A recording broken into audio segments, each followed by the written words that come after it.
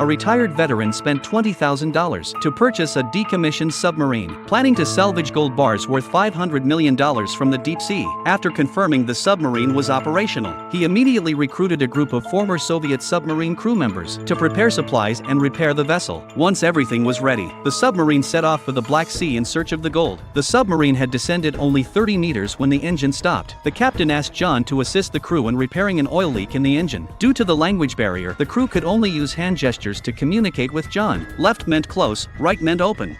John misunderstood and turned the wrong valve, causing hot oil to spray and burn a crew member's eyes. Angry, the crew member moved to attack, but another British sailor intervened. A dispute broke out between the two sides. The British sailor lost control and stabbed the Russian crew member. Before dying, the Russian crew member overturned an oil drum, and sparks ignited the engine, causing the submarine to explode, lose power, and sink. The engine shaft was broken, and the buoyancy tanks were damaged. The submarine could not surface, and the remaining oxygen was enough for only 36 hours. The captain checked the map and realized they were less than 100 meters from their target. If they could locate the sunken German submarine, they could remove its engine shaft, repair their own submarine, and still retrieve the gold. The captain ordered the crew to use the crane to strike the submarine, using the principle of sonar reflection to determine the German submarine's location. 3 crew members put on diving suits and exited the submarine. They reached the site and found the buried submarine. They entered it, retrieved the engine shaft and gold bars, and installed the parts on their own submarine. They tried to tow the gold, but it was too heavy for the tow line. The divers placed iron plates under the wheels of a tool cart to reduce friction. The tool cart started moving. 10 minutes later, they returned to the submarine with the gold. The crew replaced the engine shaft, the submarine restarted successfully, and they were freed. Seeing new hope, the dashboard suddenly showed a malfunction. A British crew member attempted repairs, but accidentally damaged the circuitry, causing an explosion. The submarine lost power again and sank to a depth of 300 meters. The water pressure crushed the hull, and seawater flooded the control room. Everyone began escaping to the aft compartment. One British crew member closed the door to save himself, trapping a Russian crew member inside, who drowned. His own belt got caught in the door, and when the water pressure forced it open, he was also drowned. In the end, only the captain and 2 subordinates remained. They found 3 life jackets. The captain opened the torpedo launch compartment, letting the Russian crew member and John escape first. He prepared to use the emergency escape pod himself. The captain quickly launched the 2 men from the torpedo compartment. They surfaced safely, but the captain did not appear. All that remained was a life jacket filled with gold. It turned out the submarine had no escape pod at all. The captain had sacrificed his life to save theirs and secure their wealth.